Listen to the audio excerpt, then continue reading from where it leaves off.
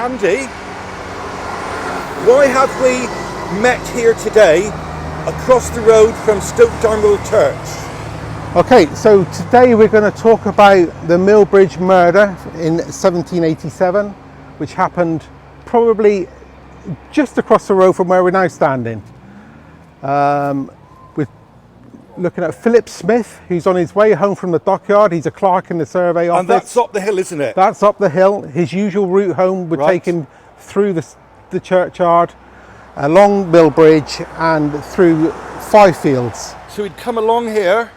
He'd come along here. And he'd cut down probably somewhere on the rightish. Yep. And then go across MILLBRIDGE, which is still there today. Still there today. Yeah, I get it. And then up towards his house in Plymouth through Five Fields. So he did this every day? He did this every day. It was his preferred route because that was the route that his father chose as well. So on the 21st of July 1787, he's doing the thing he's done hundreds of times before, except on that particular evening at about 9 o'clock, he's just leaving the churchyard when he's suddenly set upon. He's brutally attacked, beaten with a cudgel, and he's left for dead. The fracas is overheard by two passing men. I don't know what they were, labourers or something, but they come across the scene of the crime. There's not really much evidence to suggest what's going on, except there's two hats and there's a bloody stick cudgel club. So the two men search the area, and eventually they come to a point which probably around this area here, which would have been very, very close to the water's edge. Yes. And poor Philip Smith was laying face down somewhere in this area, so either dead or very close to death. So back to then, we're virtually by the side of the estuary now, aren't we? We are indeed, yes. So what happened is the two men, one was called Stephen Hockin, one was called Samuel Organ. They knew enough about sort of how the body worked to try some rudimentary resuscitation. It didn't work, but the body was still warm.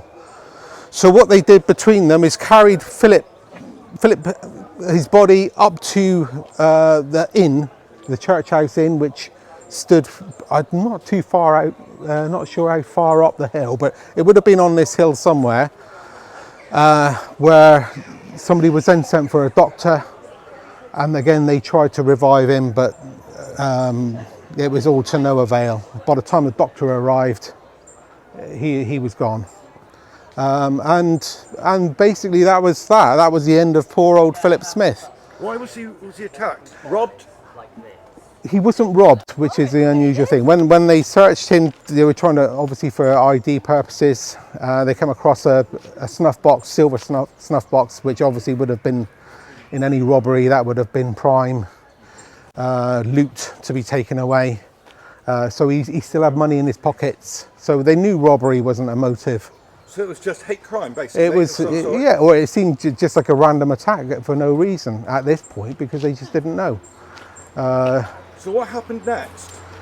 So there was no police force as such, but the parish constables did a search. They rounded up a few of the usual suspects and threw them in the black hole, which was the jail in Devonport.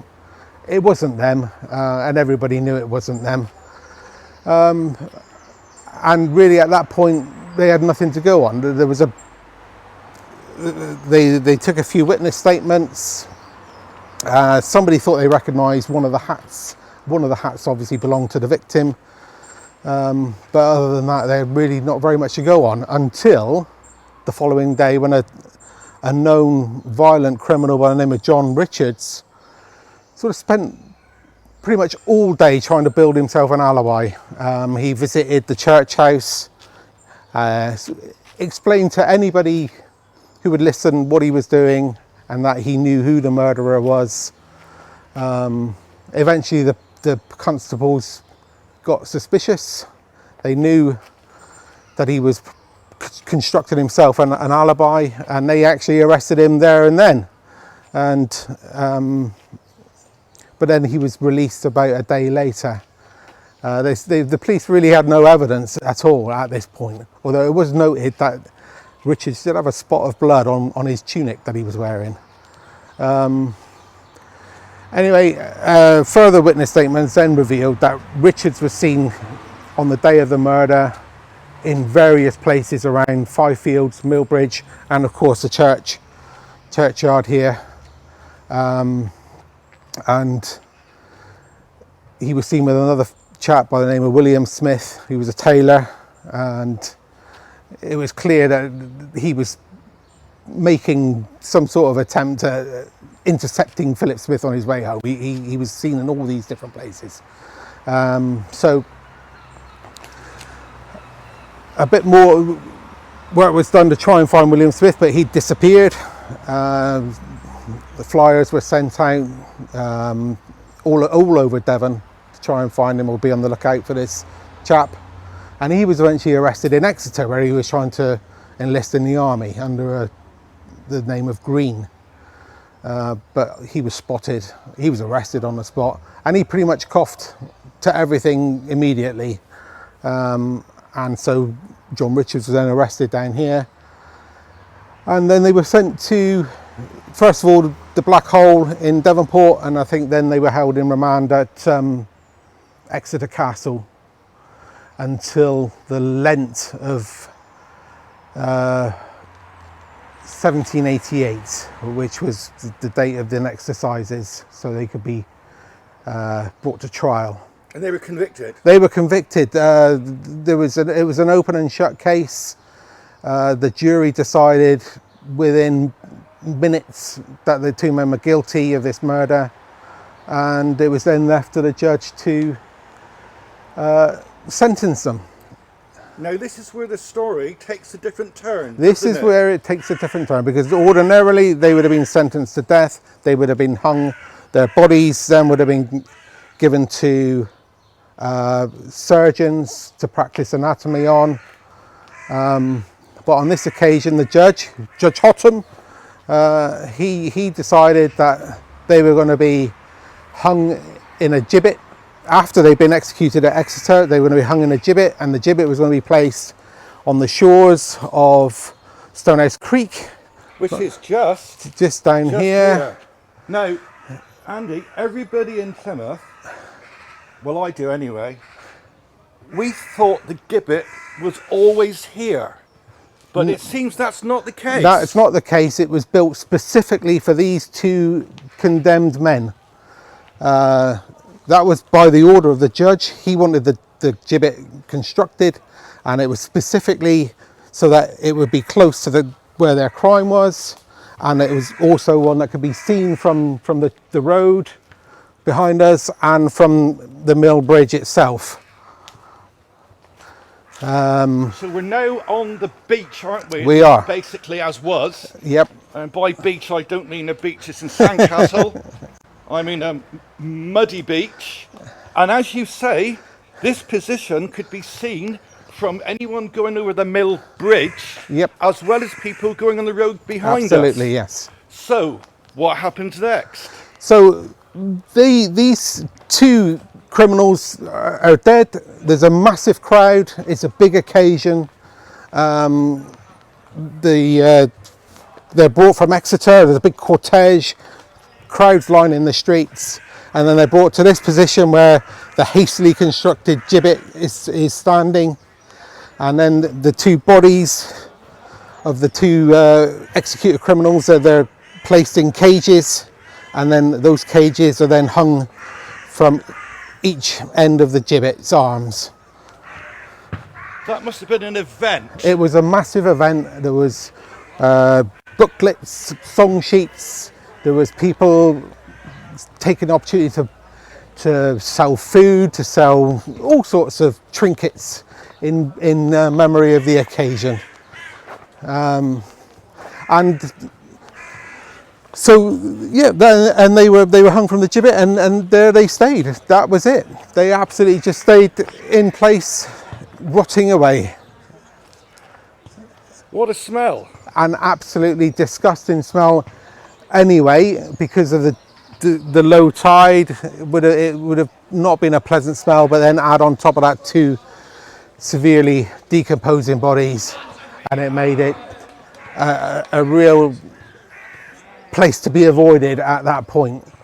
It must have been a tourist attraction in a sort of way. I would have imagined there would have been some sort of sort of visitor appeal, I guess. Everybody likes a bit of the macabre, but yeah, I don't know what to say now. Well, what can you say? Because no one knows. No one knows. Yeah, they literally just stayed, and the gibbet stayed for years. So what happened afterwards, you think?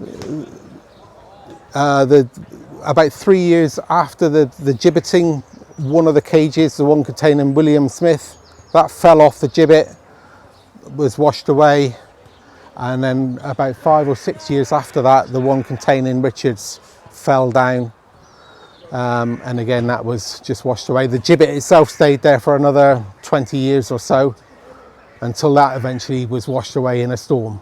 So, to get this right, Andy, that gibbet was only used once. Absolutely used once, and specifically for those 2 so this criminals. Is not the same as the ones we have elsewhere.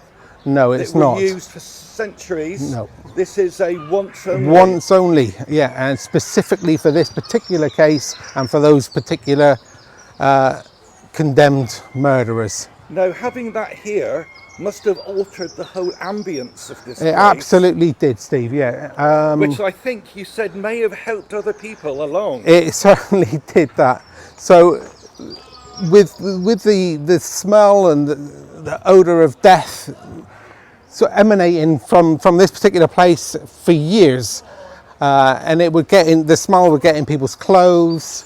People were moaning about it all the time, and eventually what happened is this particular area became one specifically to avoid, and then obviously rumours, gossips, legends built up around that. There's stories of ghosts of watermen in the churchyard.